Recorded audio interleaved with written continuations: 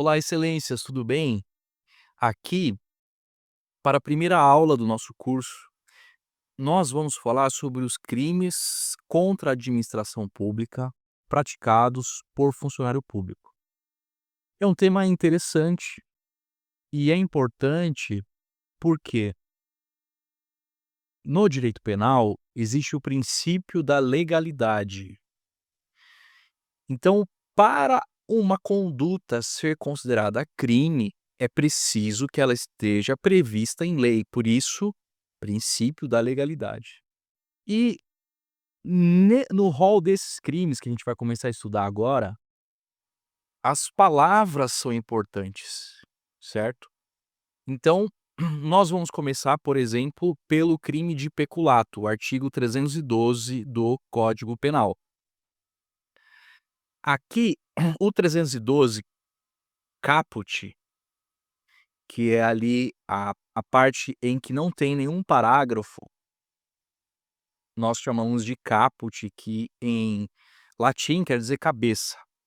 Então, esse primeiro crime é o peculato, apropriação. Você provavelmente já leu sobre esses delitos, né, e ali prevê apropriar-se o funcionário público, ou seja, a apropriação. Ele tem contato com esse bem móvel por conta do seu cargo, certo? Então, é feito um flagrante delito de embriaguez ao volante e o autor paga uma fiança. O escrivão recebe essa fiança e, ao invés de dar a destinação correta, ele se apropria dessa fiança. Então é o crime contra a administração pública, peculato, apropriação, certo? Na sequência, no parágrafo primeiro, nós temos o peculato furto, que no caso é diferente desse peculato apropriação, porque aqui o funcionário ele não tem acesso a esse bem móvel em razão do seu cargo, como é o caso do escrivão, do exemplo que eu comentei antes. Mas ele, valendo-se da sua qualidade de funcionário público, dessa facilidade que ele tem, ele pega esse valor. Então, o escrivão recebe a fiança, no nosso exemplo, né, flagrante delito de embriaguez ao volante, o escrivão recebe essa fiança. E o escrivão vai sim dar a destinação correta para essa fiança. Mas nesse meio tempo, ele sai da sala. E aí o investigador que está ali trabalhando também nesse plantão policial tem a facilidade de entrar nessa sala e pegar esse dinheiro da fiança. Então, aqui é o peculato furto, do parágrafo primeiro. E aí, nós, na sequência, temos o peculato mediante erro de outrem. Eu estou seguindo aqui, tá, porque, como dizia o professor na graduação, né, ainda não estou babando na gravata. Ele dizia isso porque ele não precisava decorar, é isso que ele queria dizer, né. Então, eu estou tendo acesso à lei aqui ao meu lado, mas, pra vocês assistirem essa primeira aula que estou fazendo aqui, vocês já leram, já estudaram durante a semana, então vocês, estão tendo o primeiro contato, mas vocês têm noção do que eu estou falando aqui. Tem o peculato, culposo no parágrafo segundo, se de alguma maneira, por negligência, imprudência ou imperícia, ele concorre, ele facilita, ele contribui para que outro pratique esse crime. E aí tem o peculato também por erro, né, imagina que a pessoa vai pagar a fiança e ela não paga essa fiança para o escrivão, ela paga para outro policial que está ali passando, mas na verdade ele nem trabalha naquela delegacia.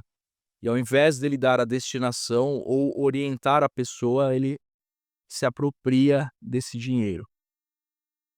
E aí nós chegamos ao artigo 316. Há alguns crimes aqui, eh, entre esses parágrafos e esses artigos que eu li, mas que eles, não têm tanta incidência, assim, em provas.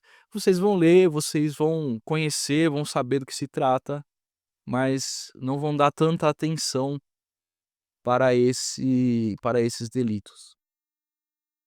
Nós temos aqui o artigo 315, que é o emprego irregular de verbas ou rendas públicas. É interessante porque, muito dessas verbas e dessas rendas, elas têm uma destinação prevista em lei. Então, um prefeito de uma cidade recebe determinado valor para investir nas escolas da sua cidade. Ele pega esse dinheiro e investe em uma festa popular daquela cidade. Mesmo que ele não tenha usado esse dinheiro para seu proveito, ele deu uma destinação para aquele valor, para aquela renda ou para aquela verba de maneira diferente. Tem o crime aqui específico. Agora, no artigo 316, é muito interessante, porque esse é o crime de concussão, e ele é muito próximo ao crime de corrupção passiva do artigo 317. Então você tem o artigo 316, que ele diz assim: "Exigir para si ou para outrem, vantagem indevida", né. Existe aqui eh, mais dizeres nesse artigo, mas só para eu demonstrar para vocês aqui a diferença entre concussão e corrupção passiva. Para a concussão, o verbo é exigir, e para a corrupção passiva, o verbo é solicitar ou receber, para si ou para outrem, vantagem indevida. Então há uma proximidade entre esses 2 delitos. Só que a concussão, o verbo é exigir. Na corrupção passiva, o verbo é solicitar ou receber, certo? Então eles têm essa proximidade. Mas voltemos aqui agora ao crime de concussão. Exigir para si ou para outrem, direta ou indiretamente, ainda que fora da função ou antes de assumi-la, mas em razão dela, vantagem indevida.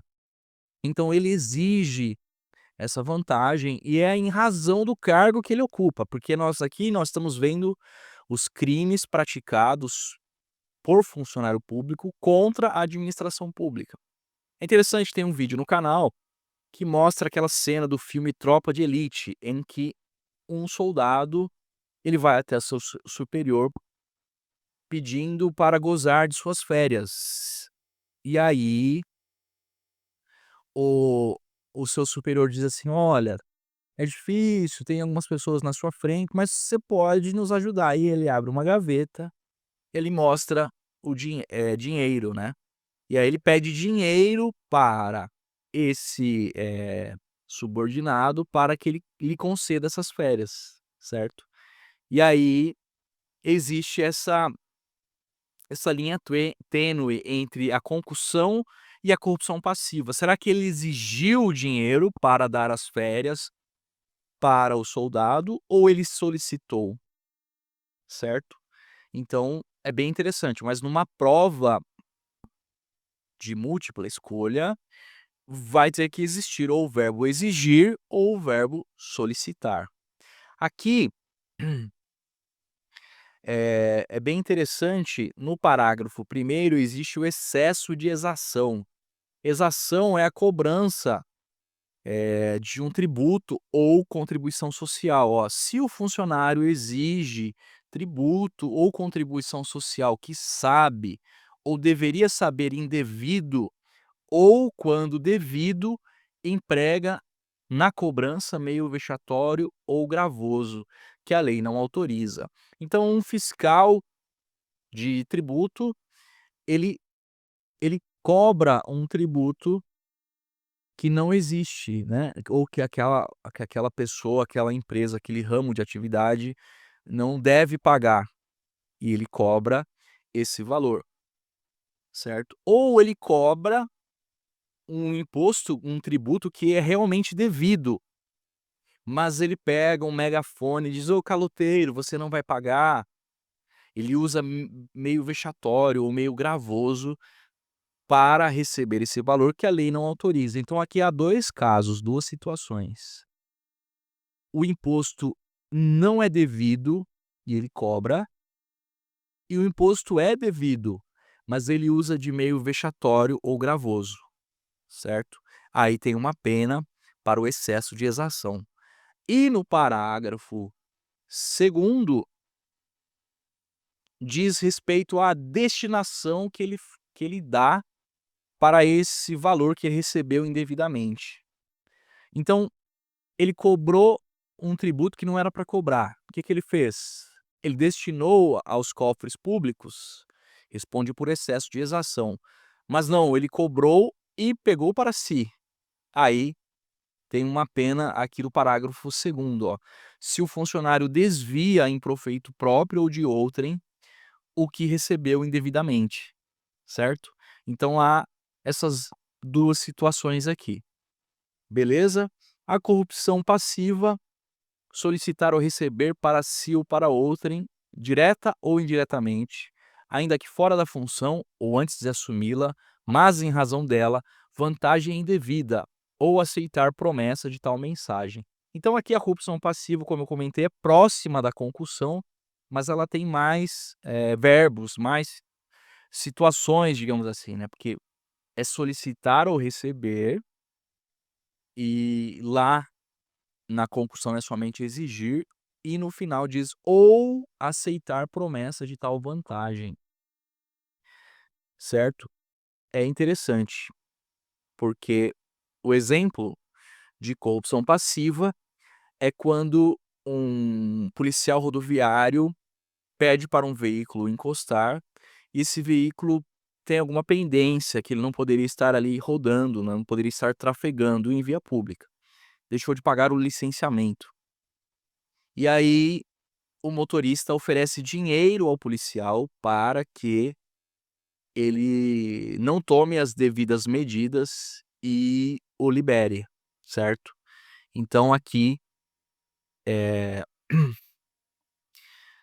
se configuraria o caso de corrupção passiva, caso o policial receba esse dinheiro. Ou no mesmo exemplo, ele próprio solicita esse valor, ele diz: "Olha, me dá R$ 100 aí que você pode ir embora". Então esse é o exemplo de corrupção passiva. Aqui no parágrafo primeiro, a pena é aumentada de 1/3 se em consequência da vantagem ou promessa, o funcionário retarda ou deixa de praticar qualquer ato de ofício, ou o pratica infringindo o dever de um dever funcional. Então, é interessante, porque ele solicita, né, então aqui a gente vai ter o exemplo do policial aqui desleal, ele solicita esse valor: "Ó, me dá R$ 100 para eu poder liberar seu veículo". A pessoa paga os R$ 100, mas ele apreende o veículo. Então ele foi desleal, porque ele recebeu o dinheiro e mesmo assim apreendeu o veículo. Mas se ele recebe esse dinheiro e deixa o veículo ir embora, ele tem a pena aumentada, porque ele deixou de praticar esse dever funcional. Lembrando que esses crimes são contra a administração pública. No parágrafo segundo é bem interessante, que é conhecida como a corrupção passiva privilegiada. Por quê? Porque aqui o funcionário ele pratica, deixa de praticar ou retarda ato de ofício com infração do dever funcional, cedendo a pedido ou a influência de outrem. Então vamos usar o mesmo exemplo. O policial rodoviário para o veículo, e aí o motorista lhe diz: "Olha, estou com problemas financeiros, né, fui mandado embora, tenho filho pequeno". estou trabalhando com o carro para ver se consigo ter dinheiro para comprar alimento para casa. Por favor, o senhor não me deixa ir?" Veja, a pessoa fez um pedido e esse policial rodoviário não recebeu nenhum dinheiro, não recebeu promessa de vantagem nenhuma. Ele se compadeceu com a história contada pelo motorista e pelo pedido que foi feito e deixou ele embora. Então ele deixa de praticar o seu dever de ofício, que seria o quê? Apreender o veículo, a pedido dessa pessoa. Aqui é o crime de corrupção passiva privilegiada, que é bem próximo também do crime de prevaricação, que é o do artigo 319.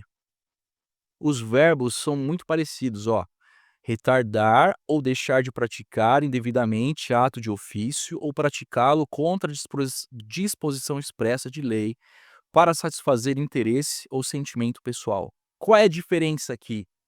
Que aqui no na prevaricação, o funcionário ele deixa de praticar esse ato para satisfazer um interesse ou um sentimento pessoal. E na corrupção passiva privilegiada, ele deixa de fazer porque lhe foi pedido, certo?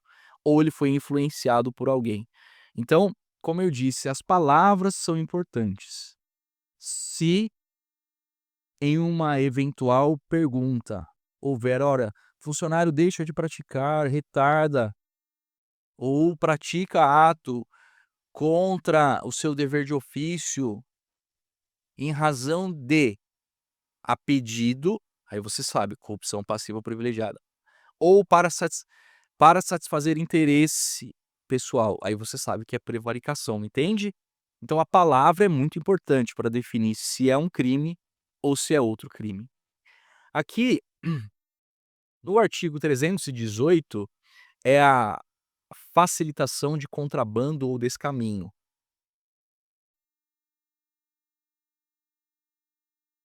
O contrabando e descaminho é um crime contra a administração pública praticado por particular, certo? Contrabando é você trazer para o Brasil um produto que é proibido ser vendido aqui. Descaminho é você trazer para cá um produto que pode ser vendido aqui, mas você não recolheu o imposto devido, certo? Aqui no caso, é o funcionário que facilita essa prática, certo? Então, vamos dizer que, um policial que atua ali na fronteira, ele, de alguma maneira, ele facilita, com infração de dever funcional, a pessoa passar com mercadoria, que é contrabando ou descaminho, certo? Então, eh, basicamente nós temos aqui, eh, esse crime que é a facilitação, certo? Como eu disse, a o particular, ele vai praticar o crime de contrabando ou descaminho, que está em outro rol de crimes, mas o funcionário público, ele vai praticar o crime de facilitação, certo?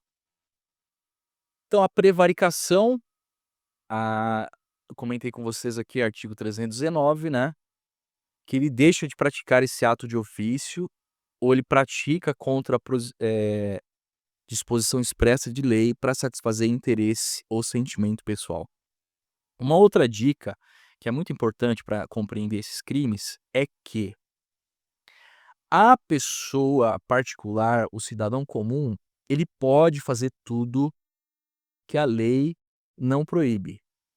Você está dirigindo seu veículo, você é um cidadão comum, está dirigindo seu veículo e você quer fazer um retorno. Se existe uma placa indicando que o retorno é proibido, então você não pode fazê-lo. Mas se não existe placa alguma, então você pode. Você pode fazer tudo aquilo que a lei não proíbe, certo? Mas o funcionário público todos os seus atos devem ser feitos de acordo com a lei, ou seja, ele faz aquilo que a lei expressamente determina. Entende a diferença? Então aqui, nessa prevaricação, ele deixa de praticar ou ele retarda. Ele até pratica o ato, mas ele pratica com atraso. Ou ele pratica esse ato de ofício contra dis contra a disposição expressa de lei. A lei fala para ele não fazer aquilo expressamente, mas ele faz, certo? Então, esse é o crime de prevaricação. Aqui tem o 319-A, que é um crime próprio, ó, deixar o diretor de penitenciária ou agente público de cumprir seu dever de vedar ao preso o acesso a aparelho telefônico, de rádio ou similar, que permita a comunicação com outros presos ou com o ambiente externo. Então aqui existe a prevaricação nesse ambiente prisional, digamos assim, ó, mas é um crime próprio, ó, deixar o diretor de penitenciária ou agente público, certo? De vedar essa comunicação entre os presos ou entre o ambiente externo, certo? E é bem interessante esse crime, né, porque, por exemplo, se é o diretor de penitenciária que não que não veda esse acesso a um telefone, vamos dizer assim, né, ele comete esse crime. Mas e se não for? E se for um policial, por exemplo, que por alguma razão está no presídio ali e leva um celular para lá? Veja, o policial, ele é um servidor público, um funcionário público, certo? Ele vai estar cometendo um delito, um crime contra a administração pública, mas não é esse do 319-A, certo? Pode ser, por exemplo, eh, uma corrupção, né, uma corrupção passiva, que ele recebe essa promessa ou essa vantagem para, levar esse celular, desde que ele não tenha esse dever de vedar esse acesso, né, ao aparelho telefônico, ele não tem esse dever funcional. É bem interessante, porque existe uma conduta ali que pode ser um crime, mas aí você precisa, refletir para ver qual qual crime que seria, né, qual tipo penal, que seria.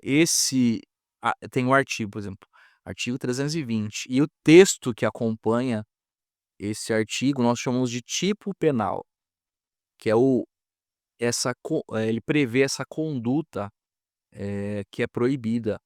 E dentre esse tipo penal, que são essas palavras que compõem esse artigo, e ali, pelo princípio da legalidade, aquela conduta que é proibida, ela tem que estar descrita ali. Não pode uma conduta que não está descrita ali ser considerada crime, certo?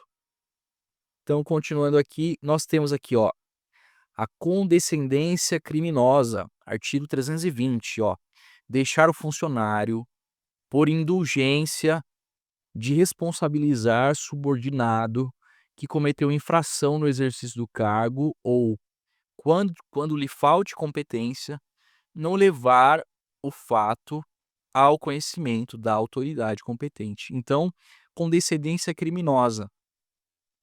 Um funcionário comete um dever, aliás, comete uma infração funcional, certo? E o seu superior não toma providência por indulgência. Olha a palavra, indulgência. Se ele não toma providência para satisfazer interesse pessoal ou sentimento pessoal, que crime vai ser? O crime de prevaricação. Mas se ele não toma providência a pedido ou influência de outrem, corrupção passiva privilegiada, porque aqui o chefe, ele tem esse dever de tomar providência quando o subordinado comete aqui uma infração, né, e comete uma infração, ali no exercício do cargo. Mas aqui é interessante porque se ele não for o chefe, ele não tem esse esse dever de tomar alguma providência, mas ele tem o dever de comunicar ao seu chefe. Então o colega que vê, que presencia ou que toma conhecimento o seu colega ali, né, então vamos dizer assim: "Olha, o Tício comete um dever funcional, o Caio, que trabalha ali na mesma repartição, na mesma sala, no mesmo setor que ele, sabe desse dever funcional. Ele não é chefe, não há subordinação entre Tício e Caio. Então Caio não pode tomar providência, por si mesmo, mas ele tem o dever de comunicar ao seu chefe, para que seu chefe tome essa providência. Mas ele não faz isso, nem o chefe, nem Caio não fazem isso por indulgência. Essa é a palavra, certo? Se houver outra palavra, aí poderá ser outro crime ou crime nenhum, entendeu? Ah, então vamos dizer assim: "Olha, deixar o funcionário por dó de responsabilizar subordinado que cometeu infração no exercício do cargo". Não existe esse crime. Entende aqui como que é importante a palavra? Então, se é indulgência, com descendência criminosa. Se é para satisfazer interesse ou sentimento pessoal, prevaricação. Se foi por pedido ou influência de outrem, corrupção passiva privilegiada, certo? Continuando aqui, aí tem outros crimes aqui que não são, tão cobrados, é aqui no artigo 327, que é bem interessante. Considera-se funcionário público para os efeitos penais quem, embora transitoriamente ou sem remuneração, exerce cargo, emprego ou função pública. Equipara-se a funcionário público quem exerce cargo, emprego ou função em entidade paraestatal e quem trabalha para empresa prestadora de serviços contratada ou conveniada para execução de atividade típica da administração pública. Então aqui, o que que o legislador penal está dizendo? Que esses crimes são praticados contra a administração pública por funcionário público. E a definição de funcionário público, para os efeitos penais, é quem exerce o cargo, o emprego ou a função pública, certo? Então é bem interessante, porque ele pode ser um particular, ele pode ser um cidadão comum, que ele não é funcionário público. Mas se ele pratica essa função pública, se ele exerce esse cargo público, ele responde por esses crimes, certo? E aqui é uma dica que é um pouco mais, refinada, digamos assim, mas não tem nada de tão complicado. Vale pelo menos a menção para que vocês saibam que existe, é quando, eh no artigo 30, lá no começo do código, que a gente chama de parte geral, ele diz assim, ó: "Não se comunicam as circunstâncias e as condições de caráter pessoal, salvo quando elementares do crime". O que ele está dizendo? Não tem aquela prevaricação do 319-A que a gente falou, que tem que ser diretor de presídio, é um crime próprio? Diretor de presídio, certo? Então outro não pode, outro que não for o diretor de presídio, ele não responde. Mas só que a diretor de presídio é uma elementar, ou seja, ela está lá no tipo. está descrita lá no tipo. Então, outras pessoas podem, também ser responsabilizadas. Então vamos dar o exemplo, o diretor do presídio e seu filho, que é um cidadão comum, ele não é funcionário público, mas os 2 atuam para levar um celular para determinado preso. Então os 2 vão responder pela aquele de por aquele delito do 319-A, certo? Mas isso aqui é só para vocês, terem ciência de que existe, né, e que é bem interessante. E é uma coisa mais refinada que, eventualmente, em alguma questão pode, ser cobrada. Mas aqui, nessa primeira nesse primeiro contato, vamos dizer assim, eh, vocês vão estudar esses crimes contra a administração pública praticados por funcionário público, dos artigos 312 até o 327. Vocês vão ler esses artigos, que na realidade vocês já leram durante a semana, agora com essa aula que eu preparei aqui para vocês, com esse primeiro contato, vocês vão assimilando mais esses delitos, porque isso aqui vocês têm que ter de cor e salteado. Se porventura na prova que vocês fizerem cair uma questão dessas aqui, vocês vão ter que saber para acertar, por quê? Essas questões, esses crimes que a gente vai estar estudando, vão dar bagagem para vocês, garantirem, os seus pontos. Essas são questões que, se porventura cair na prova, vocês não podem errar, porque é um conhecimento que vocês precisam ter na bagagem de vocês, certo? Eu escolhi começar por esses crimes para vocês já terem contato com essa questão da legalidade, que a palavra é importante, como eu comentei com vocês, no caso da prevaricação, da corrupção passiva privilegiada, da condescendência criminosa. Ah, deixou de praticar um ato de ofício, foi por quê? Por indulgência? Foi para satisfazer interesse ou sentimento pessoal? Foi a cedendo a pedido ou influência de outrem? Você vê que a palavra mudando, muda o delito, certo? Então, para vocês terem esse primeiro contato já tendo essa noção aí na prática da legalidade, certo? Depois que vocês, estudarem novamente esses crimes, de olhando essa aula, nós vamos conversar de novo sobre eles e eu vou mandar algumas questões para que vocês, para vocês irem treinando, ir aperfeiçoando, para vocês, a hora que vê a palavra, já a sua memória já ativar, e já você saber de qual crime que se trata. Nós vamos também falar sobre os crimes contra o patrimônio, furto, roubo, extorsão, extorsão mediante sequestro. Vamos falar dos crimes contra a vida também. E depois nós vamos estudar criminologia. Uma coisa que é muito importante, que eu já falei para vocês, e eu vou repetir sempre que possível. A revisão é tão importante quanto o aprendizado.